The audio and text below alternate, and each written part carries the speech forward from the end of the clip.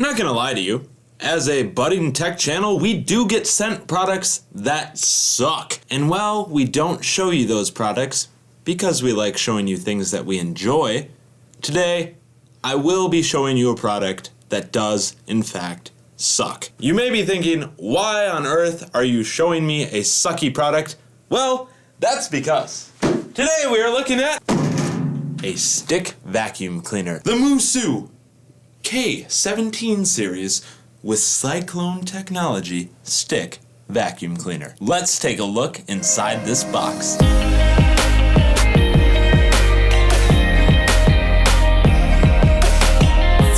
Now at the low price, at least what I paid, of $139.99, link in the description, this is a competitor directly with the Dyson V7 stick vacuum cleaner. And as you will be able to see, this does have some similar design qualities. But the main difference here is that this is $100 cheaper. Is it worth it taking that cut for maybe some quality loss? I don't know. We'll see. Let's start by opening up the top. And there is a plethora of foam inside. Not eco-friendly, but that's okay. Here's the stick. A nice red color.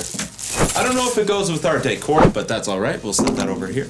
Don't lose your hardware, because this does wall mount for charging. And here we have the main razzle dazzle. No, it's not a V8, but this is claimed to be a 200-watt motor. This is a powered miniature brush head for cleaning your couches and such. If you have a cat and you need to get all the cat hair off, this will do it. I think the technical term that they use for this was, I'll open it up, is a crevice brush, complete with an actual brush to wipe things away. A large extending tube. Well, maybe not as large as you'd hope, but it's kind of fun. Whee! Or maybe this was the crevice brush. I just know I have the term crevice brush stuck in my head after reading it. That. Now this is not the vacuum if you have very thick carpets. This is not for you, but if you live in a small apartment, like we do, Jack and I, and the other roomies, this will be perfect for our wood floors and thin carpeting that they put in our college living spaces. Another brush. It is Brush City up in here. The actual charging base. In total, the charge time for this is 4 hours for 30 minutes of use time, compared to the Dyson, which is 3.5 hours of charge time. In my opinion, minimal differences that you're sacrificing for that half hour of time spent on the charging base. The battery, you can buy extra, not sure how much they cost, and then the actual suction chamber collection, yada yada yada. This does have a HEPA filter in it. Does not feature the Dyson Cyclone technology, but this is the HEPA filter. Oh, what is? I think. Oh, it's washable. It says it's 4 stages, if I remember correctly. And from what I was reading, it actually does a pretty good job of filtering the air. The only thing that you do sacrifice on, from what I can tell, is actual suction power. Normally, when you're just vacuuming, you get your 30 minutes at 10 kPa, which is the measure for vacuum suction amount. Dyson does not release their actual values for kPa, but in a 1-to-1 test, the Dyson takes the cake.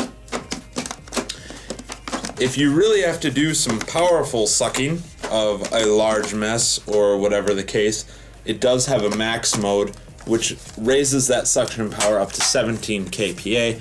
However, it cuts your battery life in half to only 15 minutes.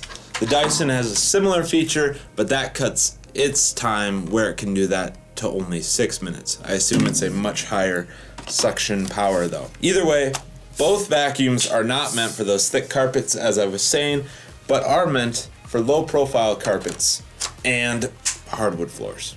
We'll say that. Instead of sweeping, use this bad boy. Let's see though, we got the main brush on that does spin, and now the battery just clicks on in the back here. Clearly I didn't have to read directions because I'm more than qualified. Bing bang boom. Let's see if there's any charge in this.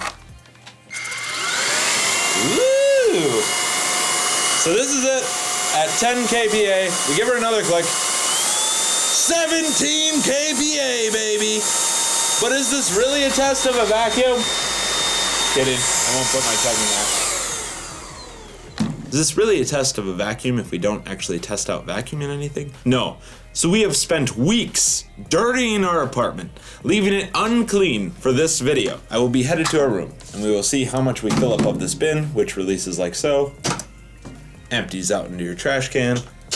No dealing with bags here, it's just a quick release. Not as smooth as the Dyson in that regard, but again, for the price difference, could be worth it. This button here, oh, I have an idea. It's definitely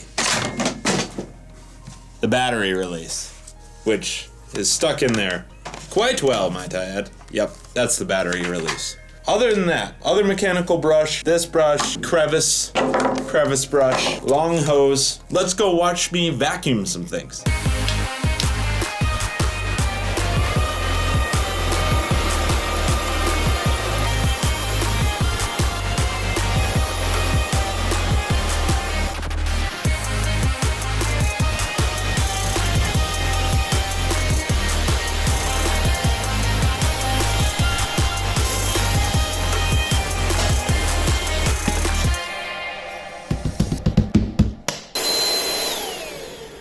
So now that you've watched this vacuum in action, maybe it's the vacuum for you, maybe it's not. Again, this is a direct competitor to the Dyson V7, which retails for more than $100 greater than this vacuum. The only things you'll be sacrificing, from what I can tell, is a little bit less suction power, not as smooth disposal of your actual vacuum findings, but overall, this is a quality product.